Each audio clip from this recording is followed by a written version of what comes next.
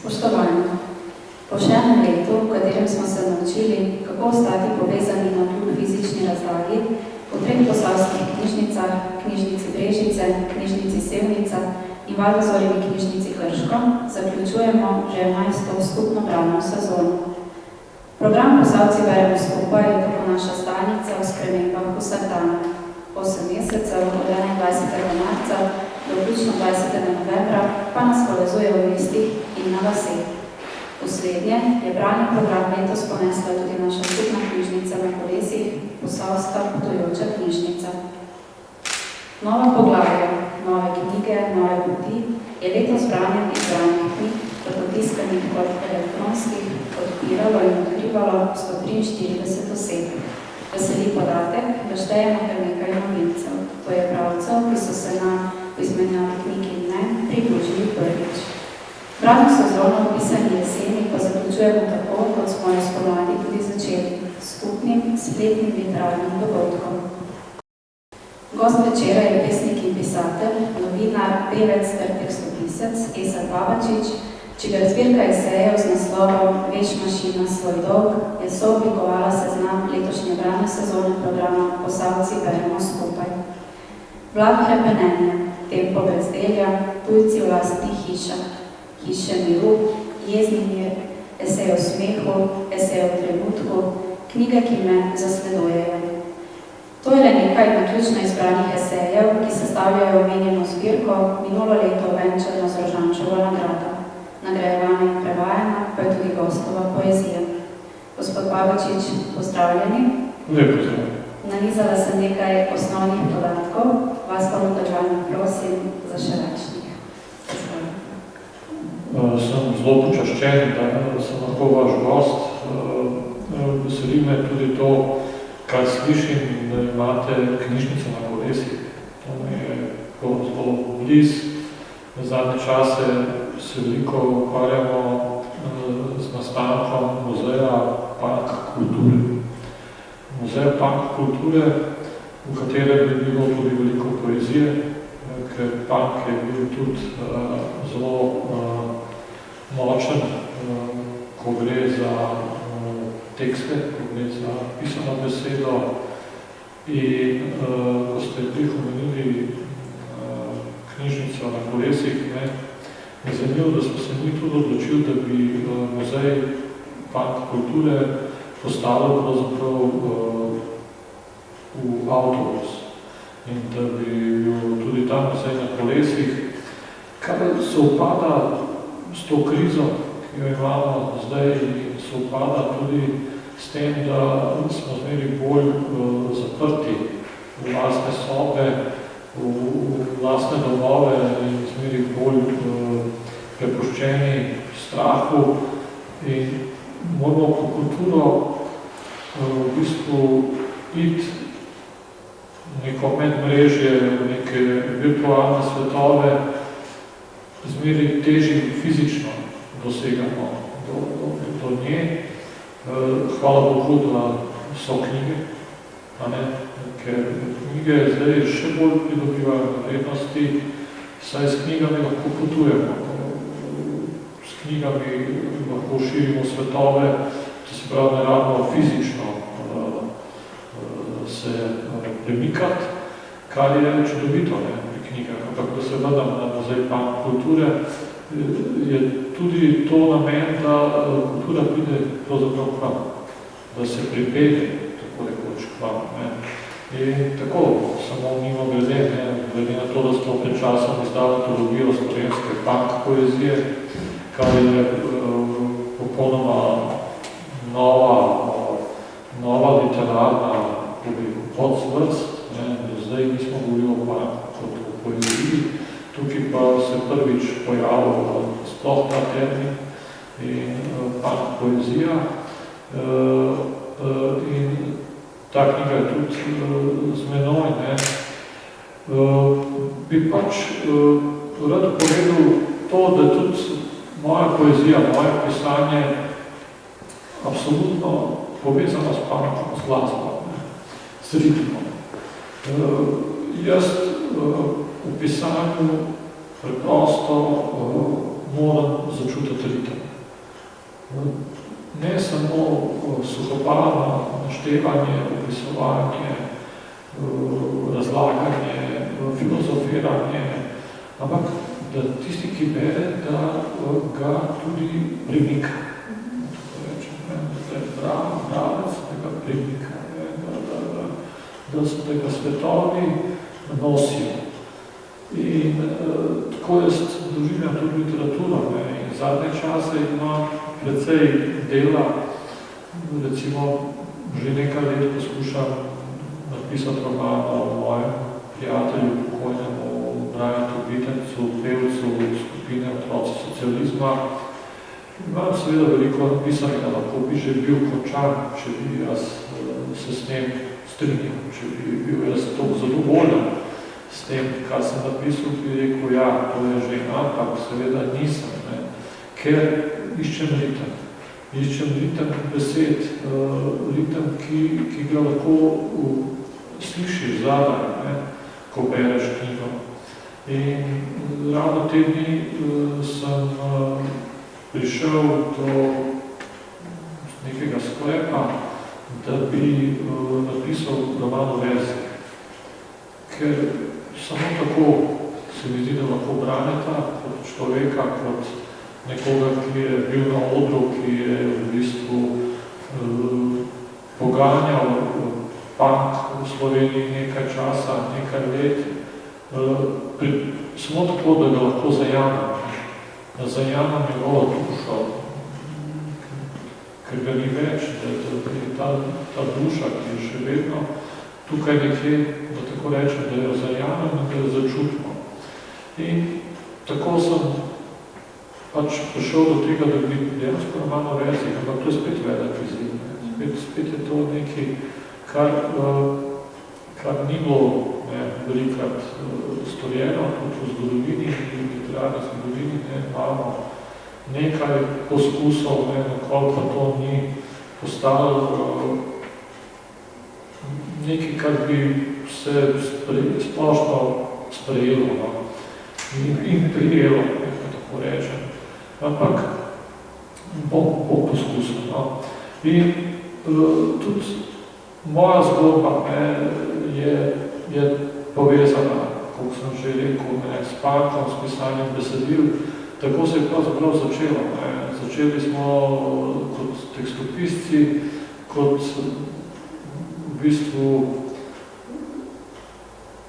pevci skupin, ki smo morali napisati neke tekste, ampak smo imeli seveda tudi to srečo v narekovajih, da smo prišli v takšen svet, ki je ponujal samo sebe, ponujal zgodbe, ponujal je ideje, ponujal je parole in tudi uporništvo je bilo tako rekoč na dlani.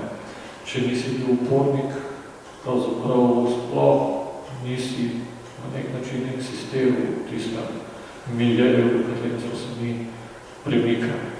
Tako da je bilo to samo po sebi omevno, skoraj da so bili te tekste udarni, da so bili kritični in da so bili tudi trpki na nek način.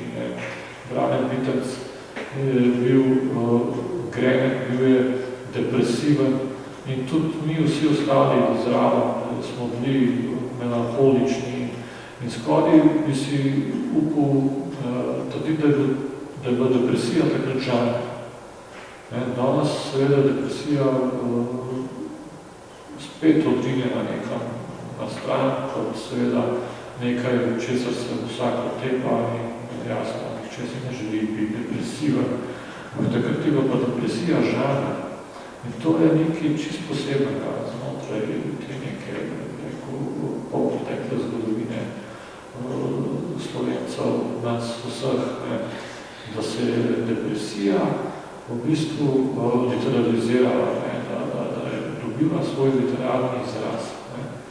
In zato se to trudem, da bi vse to spravil v knjige in da bi vse to spravil na vse zadnje muzej, ker preprosto ta obdobje je zelo pomemben, ampak je skozi odrinjen nekaj na stran.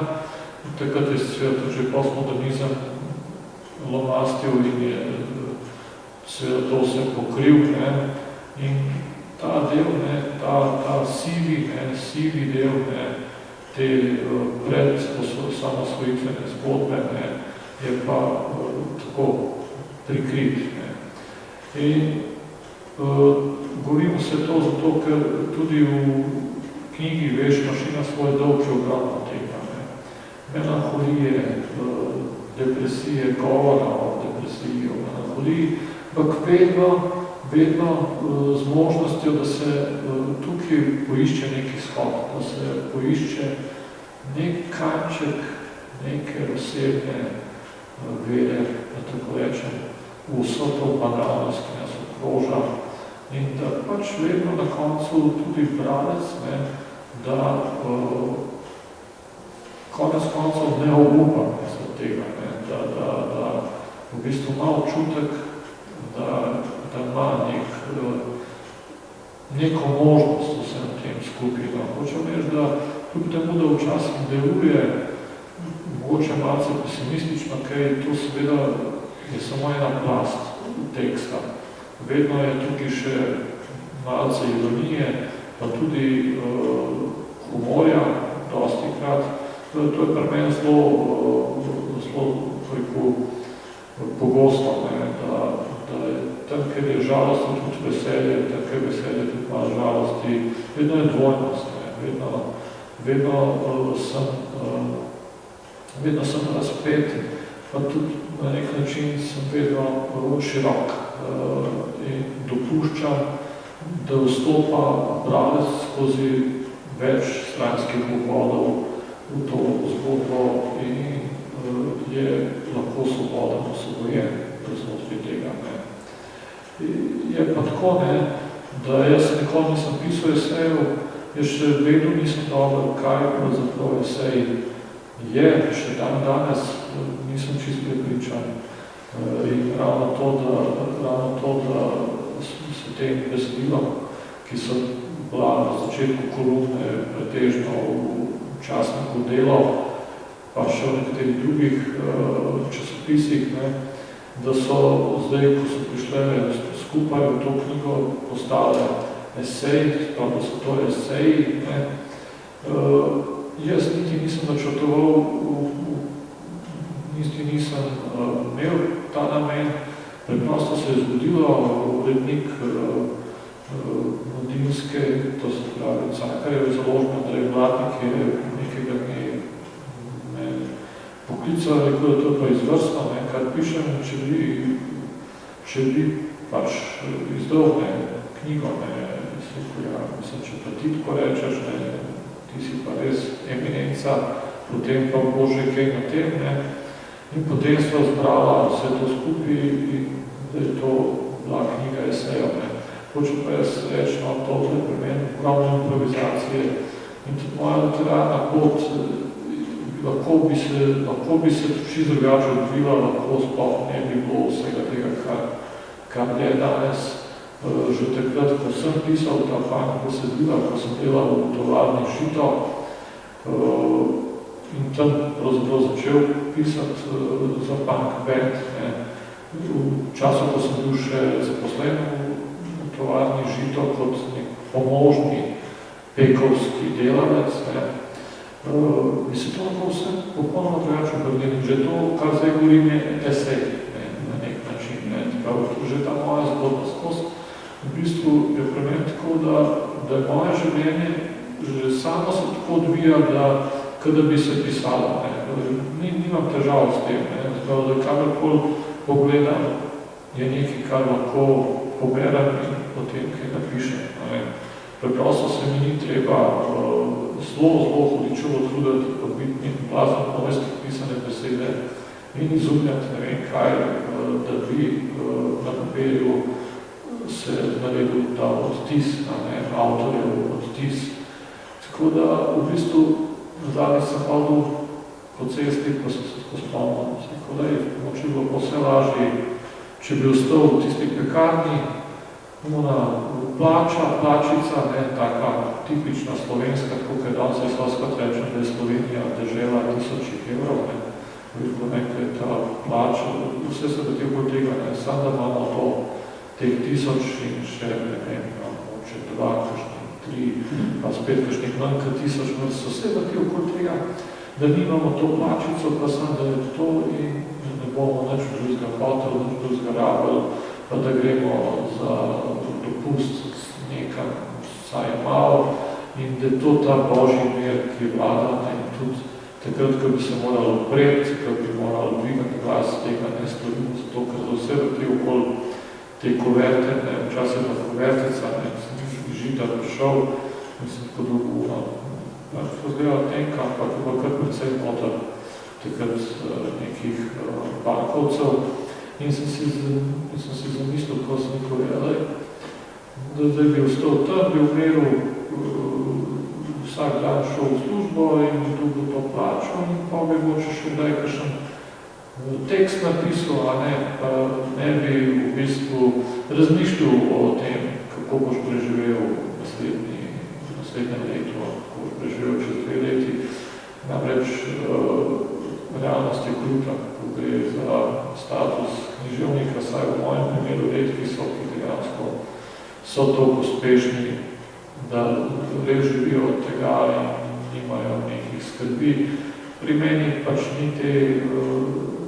te sreče, ker nisem v tem smislu delavec. Jaz se ne usedem zjutraj ob določeni uri, potem pišem 3 ure in potem sem končal za tisti dan in imam nekaj napisan, kar jaz preprosto čakam. Doskrat ni dolg časa nič in potem se zgodi. In potem se zgodi, se mora intenzivno dogajati nekim kratkem obdobju in takrat nastajajo stvari. To se pravi, nimam proizvodnika, nekaj imajo proizvodnika. To je kot da bi bili, to se pravi, v službi praktično, narijejo ura, ko zatvini in pol začne. Jaz tudi tega ne moram in tudi s temi eseji je tako, da so te eseji nastajali dolgo časa. Ko pa nekdo vidi vse te knjige, pa misel, da jaz ne vem, koliko delam, koliko sem napisal, vse, ljudje imajo čisto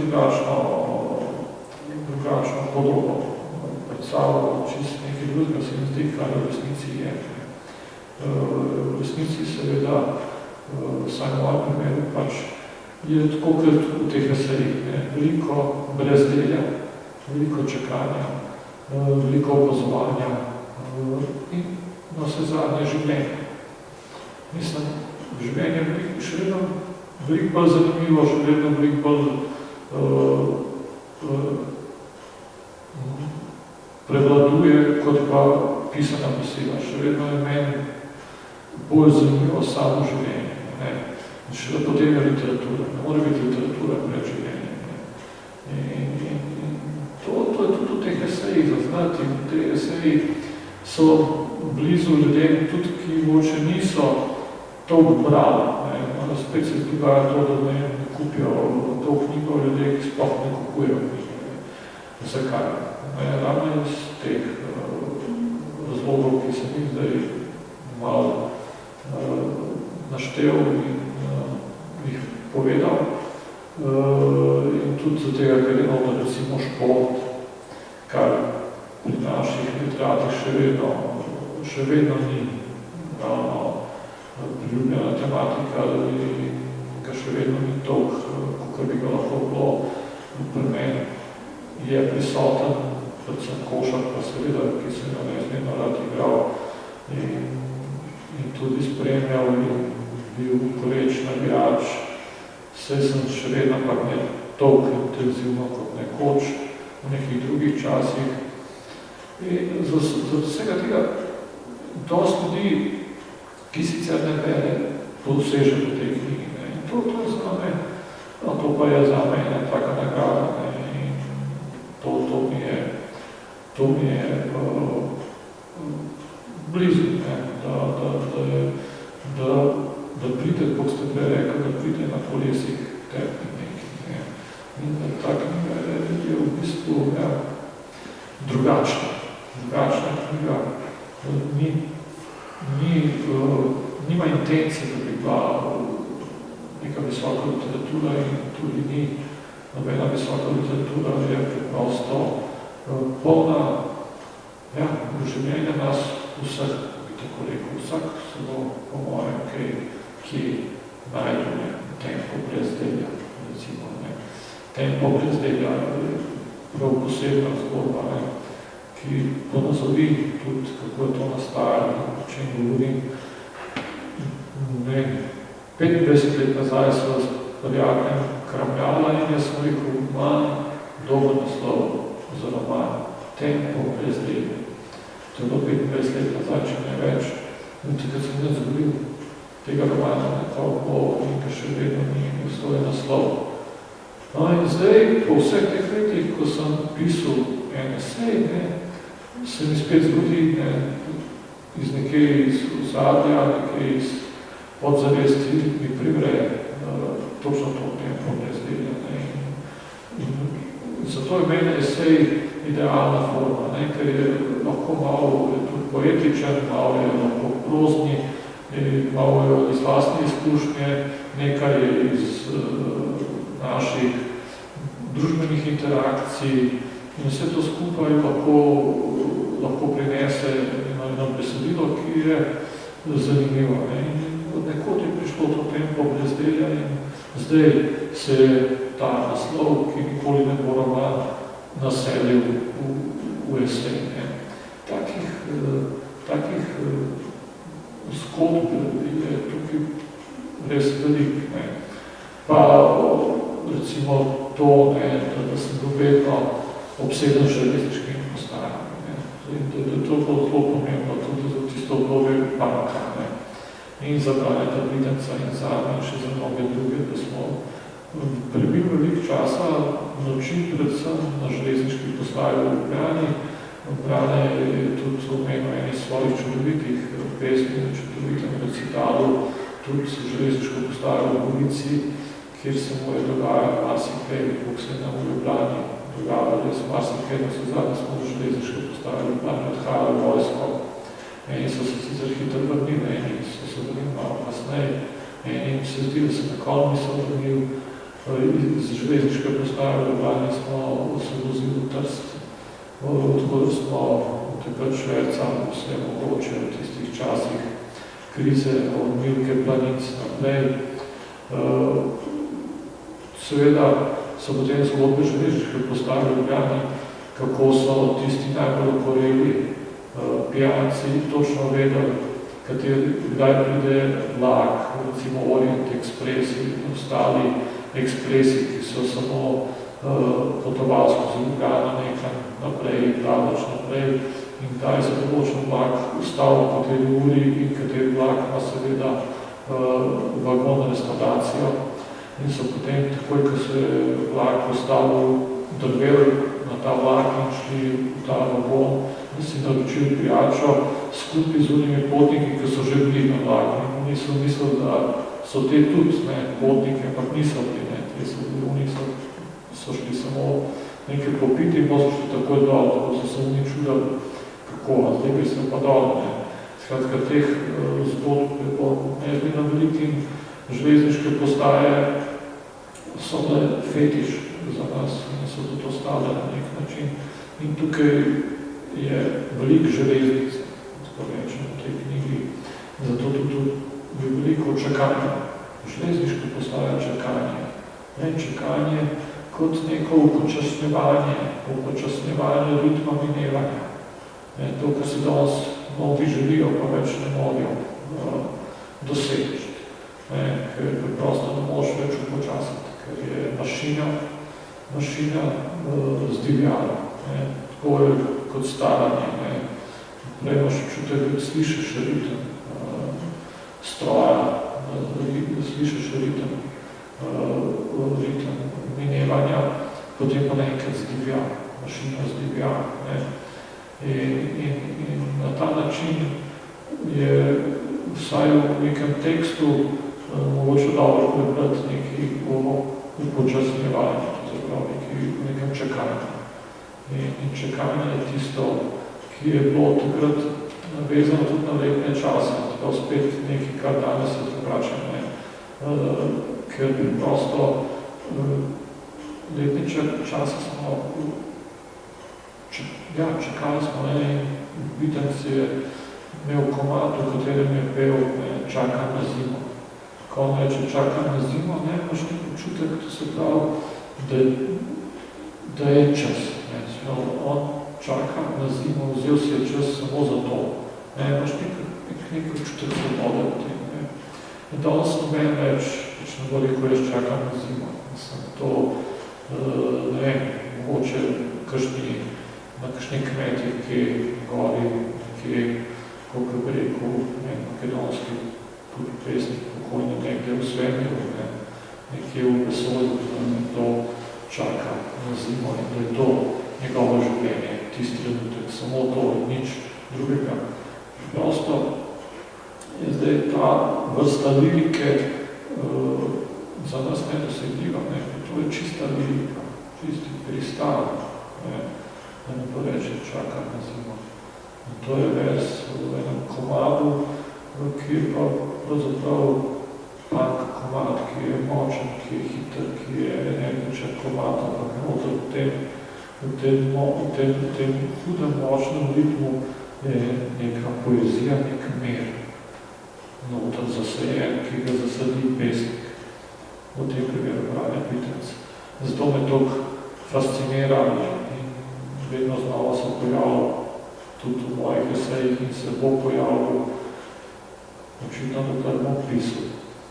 In takšnih vračanj v preteklosti tukaj predsej, pa vsem ne gre za nostalgijo, ampak gre za poskušanje obujanja nekega občutka, da se ta občutek vrne in da se implementira v ta čas sem noter.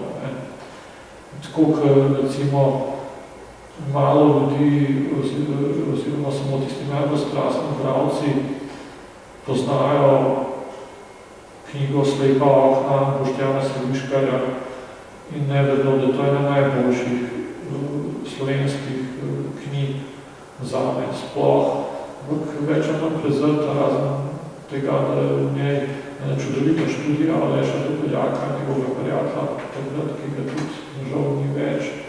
In potem je znala, hočem reči, malo ljudi ve, da je ena najboljših proznih odsekov, tako rečem, zgodba Taksist.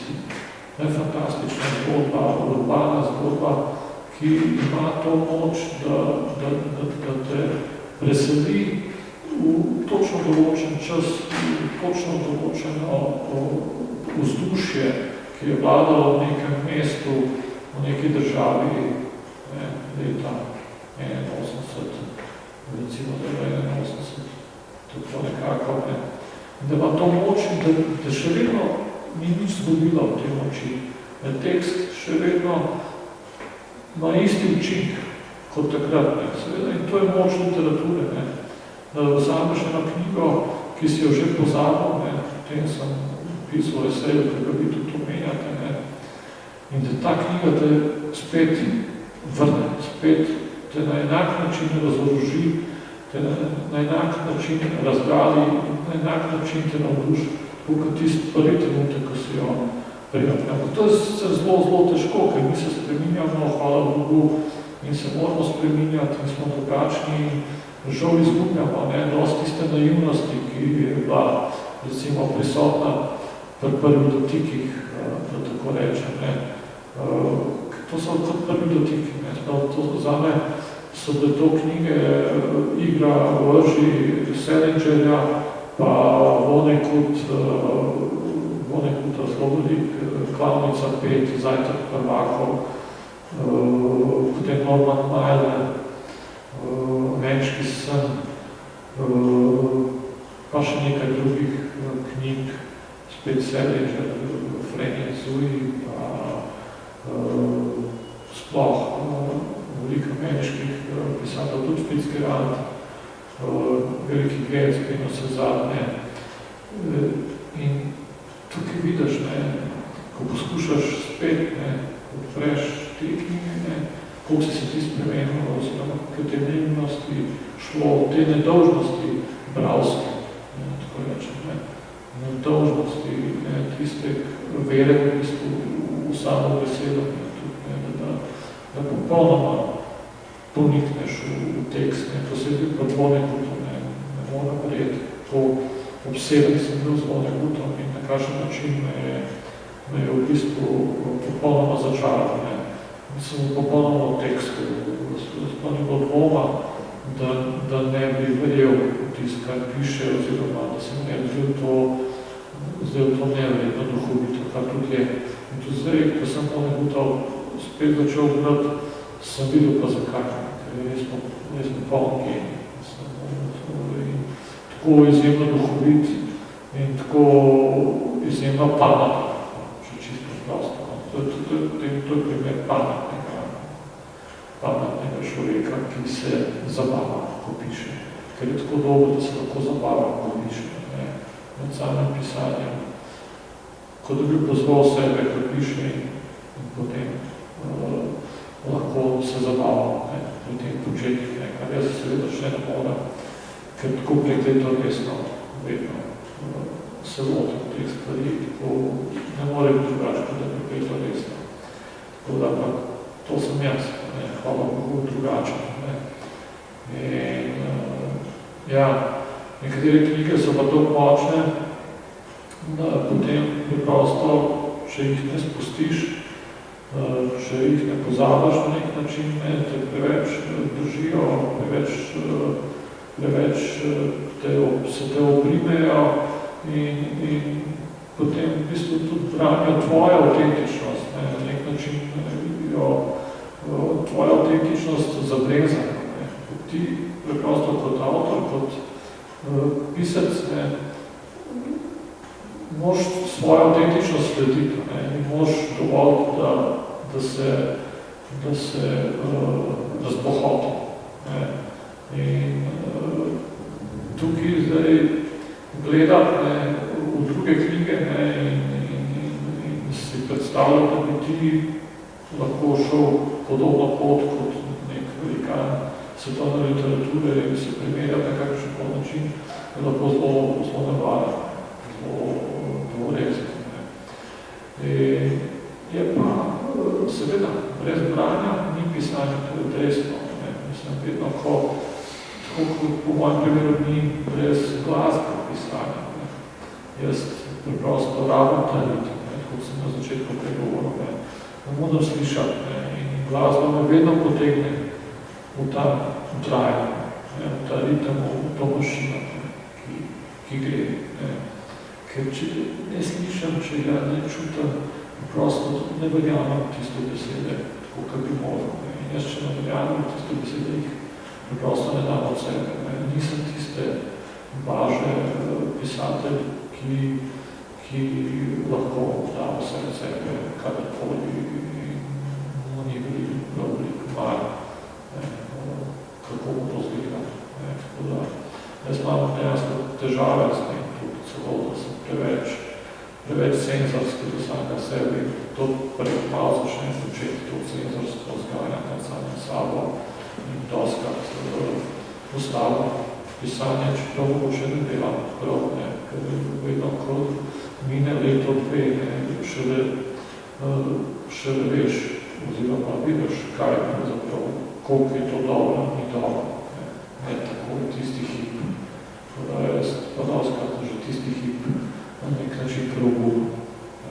To je strpno bodno, kaj pišem, sploh pa koga to zanima danes. In take stvari se to začneš spraševati v tem času, ko je v knjigi zelo težko in ko so seveda drugi mediji toliko bolj v ofenzivi, da tako rečem, toliko bolj pomembni, toliko bolj invazivni, je še toliko težji, ko začneš se spraševati, na to sploh sem se dopere, se v bistvu nima več nobenega pomena, to se smo že šli tako naprej, da v bistvu te besede preprosto prepočasne.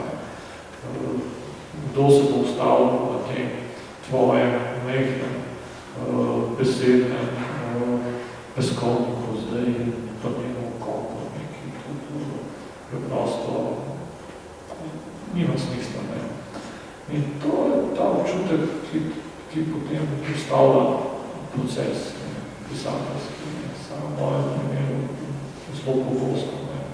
Tako da ni nič kaj profesionalno, v bistvu, tako da res v tem smislu res sem pač en slučajni popotnik v tej literarni zgodbi, tako sem že prej povedal. Ampak, ja, veš, mašina svoj dolg je pa vendar nastala, hvala Bogu, da je Andrej Blatnik takrat to opazil in to je pač nekak na nek način prisilil, da sem se organiziral, da sem to zbral skupaj. Je pa zdaj res, da zdaj pa končujem nadaljevanje te knjige. Sprav naslednjo leto prišla nova knjiga esejev, ker še vedno moram pisati za delo, kar pomeni, da so deadline in da v soboto, če izgleda, smo na to napisati in če ne bo teh deadlineov, ne vem, koliko tega bi bilo napisanega, ker je lenoba vedno tako močno prisotna, da pomeni, da možno, da pol tega, najmanj pol tega ne bilo napisanega. Skratka, nabrala se je spet ta tekst, te teksti v delu so se nakopičali in spet bo naslednje leto išla knjiga esejev in spet je bila dilema, kakšen naslov dati knjigi, ne? Ker namreč Andrej Blatnik kot strokovnjak, to ni dober naslov, ne? Veš, mašina svoj dolg, ker obstaja neki literarni, neki zakoni, tudi pri dejanju naslovov, neki standardi, kako naslov ne bi zgledal in tako naprej. Veš, mašina svoj dolg ni biti, ne? Ampak jaz sem tudi tukaj zgodbo, namreč z mojo partnerko so se pogovarjali, nekaj ona pravila perilo in nekaj bila debata o pravnem stroju. Moj materni jezik je pa hrvaški, moja mama je Hrvatica iz Hercegovine in kdaj mi uide kakšna beseda z maternega jezika, in nekaj so se hecali in pol mašina in veš mašina je pa v hrvaščini pravni stroj. No, moja zelo tega ne ve, ker to govorim. Redki tudi kakšni zmešani zakonov niso takoj ni potegali, da smo to razlišali, veš mašina svoj dolg. Niso ni potegali, da je to pravni stroj, veš svoj dolg, če bi čist povedal v slovenščino prevedati. In mi se nekaj pogovarjala in veš mašina svoj dolg. Vidiš, što je dobro naslov ta knjiga, veš mašina svoj dolg. In seveda, ker je Andrej Blatnik, da to ni dobro naslov, da se pa tem sem ustrajal, da to pač ne bo šlo, da bo kar obeljalo to, kar je bilo povedano doma v pravnem stroju, da veš mašina svoj dolg, to je to naslov. No, in zdaj sem spet sestavljal rokopis za naslednje leto, in bo spet naslov. Ta naslov knjige, to je vedno, kakšen naslov, to je vedno vprašanje. Pa so bili spet neki predlogi, pa spet jaz sem izdelal, pa ta, ni, pa se spet pogovarjala z mojo Katarina, se pogovarjala spet in neki, kaj je naslov, ja, pa spet, ne veš mašina, ja, ne veš mašina. To se pravi odgovor, direktni, veš mašina svoj dolg je, ne veš mašina. In zdaj je spet, v bistvu to spet, to naslov, ampak to je tako, dobro se sliš, to je to, ne veš mašina, to je prosto tako je. In sem napisal, da je ne skrb spet glede naslova, kaže malo, ne veš mašina. In sem se zdaj bo napisal, verjetno, da to je pa brez veze, tako naslov, tokrat je napisal pa dobro. Češ, da mogoče je prijazan samo, ne bi všeč, ampak Skratka, naslov naslednje knjige, mislim, da je bilo Ne veš mašina. To se prav spet je veš mašina na koncu, prav spet pravni stoj, spet ne veš pravni stoj, ampak ja, ne veš mašina, ker mašina, ja, mašina hvala Bogu ne ve, oziroma upamo, da ne ve vsega, oziroma da še ne ve vsega, da saj še kaj ostane na mi, kaj vemo, ker drugač pa rečemo točno to težava, tudi današnji, da je mašina vse rede, mašina vse vera, algoritmi, iskalniki, vejo vse, tudi iskar, v bistvu prej smo mi samo slutali, kar je naša slutnja, naše prepenjenje, nekaj, kar smo, ja, vse zadnje čakanje, kot sem prej rekel, ne. Vse te stvari so zmeri bolj spravljene, to je eno veliko skupno mašino, tako rečem, ta je veliki skupni računalnik, v katerem je več tega našega nota može. Potem samo jemljamo iz njega, iz te mašine jemljamo in si pač vračamo nazaj v življenje nekaj, kar smo prej samo slutili, želeli, prepeneli. In na ta način je spet to neko upanje v tem ne veš mašina, spet je to kot nek odpor do tega diktata stroja, diktata mašine. Tako da, to bo pomalo, ta naslednja knjiga še bolj zanimiva kot ta. To je malo mojega življenja, povezano s pisanjem in branjem. Pri meni na policah še vedno veliko knjig, ki jih samo gledam, pa jih še nisem prebral. Enkrat, recimo, sem odprl knjigo Mož brez posebnosti. Mož brez posebnosti, Robert Musil. To je ena od tistih knjig, ki je bila na seznamu, tako rečem. Ena od tistih knjig, o kateri si govoril, to mož govoriti.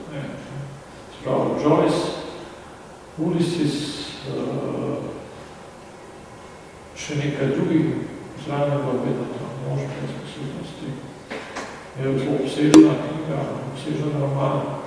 Enkrat sem ga odprl in sem šel 2 strani, da bo tako dobro, tako močno, tisti prve 2 strani, ko sem zaprl z nekom na to, enkrat umeril. No, takrat je bil že 10 in več let, odkar sem to odprl in zaprl nazaj in si rekel, da bom to nekoč prebral umeril. Pa bom prebral, ona še vedno tam na policiji ne gleda, če bo sploh počel predati. Tako kot recimo nekatere knjige, ki bi več še enkrat prebral, recimo Dostojevskega, Brati Karamazovi, ki so zdaj še vedno ultimativno delo. Pa spet, ne vem, kdaj, skratka, skozi ta občutek, da se čas krči teh neprebranih stvari v našem življenju, je pa vedno več neprebranih knjig. In podoksalno pa to je ena sreča, da veš, da je to tega še, kar nas čaka. To čakanje, nekaj, kar nas čaka, je spet neko veselje tiho spodaj, Robert Musil to priporoča vašim bravcem, vsem vam. Pa še nekaj jih je zadnjič sem našel, sestavljal namreč antologijo slovenske športne poezije. Tako sem ga poimenoval. Poezije slovenske, v kateri se pojavlja šport, tako ali drugače. Od Šalamona, Debeljaka, Dekleve, mnogih drugih slovenskih literatov, ki so šport na tak drugačen način omenjali svoje poeziji, od Toša do Nogometa, Rajka in tako naprej. Sem seveda našel veliko pesmi od Vitamila Zupa. Vitamila Zupa, vemo, kdo je, gotovo ste veliko prebrali od njega, če pa še niste, naj vas opozorim recimo na knjigo Potovanje na konec pomladi, ker v Zupanu se vedno omenjali gitar, pa za gitara, pa še drugi romani. In ta roman Potovanje na konec pomladi je pa dost, manj prisoten, ampak je izvrsten. Mogoče celo njegov najboljši roman po vseh ostalih, tako da vam res priporočam. In vedel sem, da Vitamil Zupan piše pesmi, tudi na njih sem čakal, da jih bom bral za res. In zdaj sem sestavil antologijo slovenske športne poezije, sem seveda šel iskat te pesmi, ki jih je pisal v boksu, predvsem Svetlosantu boksa, pa tudi o drugih športih. In sem naletel na to knjigo Pesmi iz prostosti, Vitamila Zupana, ki je gotov tudi v vaši knjižnici, sem prepričan. In sem zato navdušen, da to knjigo kot sabo nosim. Nisem vedel, da je Vitamil Zupan tako dober pesnik. In da je takšna pesmi pisal recimo leta 72, če vemo, da smo mi, da je punk se začel leta 77 in da smo potem mi pisali v bistvu par let kasneje, tudi te tekste, punk tekste, se ne morem kaj, da ne bi Vitamila Zupana primerjal z Iggy Popom, Iggy Pop, ki je bil na nek način punk pred punkom. Se pravi, v bistvu tisti, ki je oral ledino, še preden se je punk začel, v bistvu že to na odru počel, kar se je potem s punkom zgodil in v svojih besedilih in v svoji interpretaciji. In Zupanom je enako, mislim, te teksti, ta poezija je v bistvu popolnoma punkovska. In to me je čisto navdušilo in tukaj je to dobrih pesmi, da vam res to polagam na dušo, da si to vzamete in začnete brati, ker sploh tudi sicer ni slovenskega literata, ki bi bilo tako zanimivo življenje, kot je Vitamil Zupan. Nikoli, ne prej, ne kasneje. Človek, ki je pisal v zaporu na WC papir, ki je v bistvu, ko so ga hotel pomilostiti, ni hotel, da ga pomilostijo. Tako načelen človek akcije, človek, ki je počel nešteto stvari, ki je daleč od tega, da bi se mu opisal, ampak kaj vse mu se lahko v enem življenju zgodi, to je ono dokazano, moraš verjeti. Da je lahko toliko življenja spravljeno tistih nekaj desetletij. Tako da, mislim, s tem hočem povedati, koliko stvari mi na nek način prezremo, koliko stvari v bistvu ne opazimo. Da ne opazimo ene take veličine, kot je Vitamil Zupan, da v bistvu to lahko prezremo, da beremo na nek način napačne knjige, tako rekel, da beremo čez nekaj drugega, namesto da bi brali to. To je zelo pomembno, da vendarle si med sabo to govorimo, kaj to bere in kaj mu je všeč in da to pove drugom. Mislim, to še vedno zelo pomembno prebrajamo. Tako da je Uroš Zupan, spet Zupan, en drug, Uroš Zupan, veliki slovenski pesnik. V 80-ih pa tudi v 90-ih letih so se vsi med sabo poznali, ko je nekdo nekaj napisal, se o tem govori. Zdaj se več nič ne govori, če nekdo nekaj napiše, se o tem ne govori. Pa tudi preveč knjig. Ogromno avtorjev je in več sploh ne veš, kateri so ti avtorji. Produkcija je res silna in mogoče celo preveč silna. In da v še 90-ih letih dejansko so literati med sabo si izmenjevali izkušnje, so se pogovarjali o tem, kaj so napisali. napisali, kaj so hotel povedati s tem, kar sem napisal. Zdaj pa preprosto te interakcije sploh ni več. Vsi so zaprti v svoje mehne svetove in vsi hočejo biti najboljši, največji in hočejo doseči svetovno slavo pomalo. In to je to. Sprav nismo pa povezani več. In tako da polaga spet na dušo, da vsaj bralcem, da so bralci povezani, da si izmenjujejo naslove, vtise, občutke, o tem, ko so nekaj prebrali, da se spodbujemo. Utruje. Kadar v jutru pogledam ta svet, se mi stoži po pravi podobi. Polži in gliste lazijo po tej zemlji pošteno, ptice letajo pošteno po njej.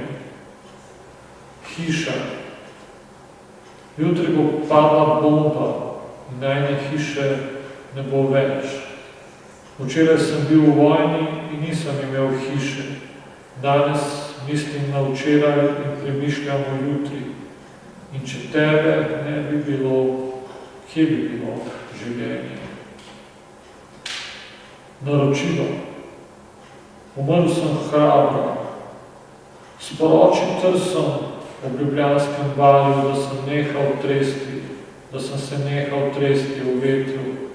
Sporoči čerem ob Istrski obali, da sem nehal biti kremenit in uporen. Sporoči oblastem Socialistične republike Slovenije, da sem umrl. Mož.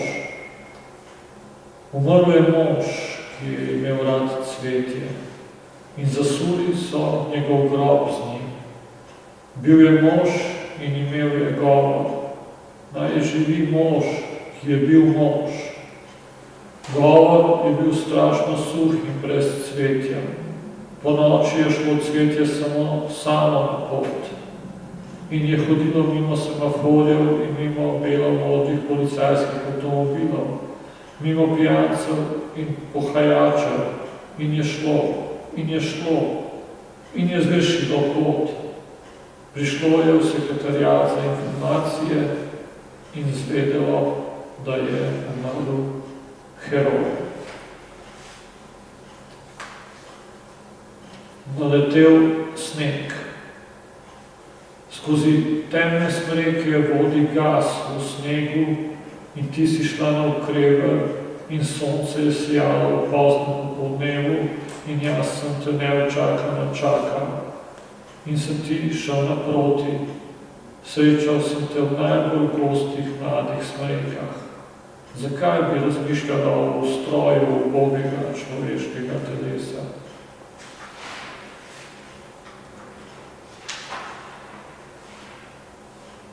In še tretjič, o smrti živali. Nepopisna je sebičnost človeka. Ne samo, da si je prilastil svobodno žival, ne, celo spomin na njo je ugrabil. Žival pa je bila vse razen tistega, kar smo ji pripisovali. Jokaj reva nad lastno minljivostjo. Žival je visoko nad teboj in te jasno gleda. Hvala.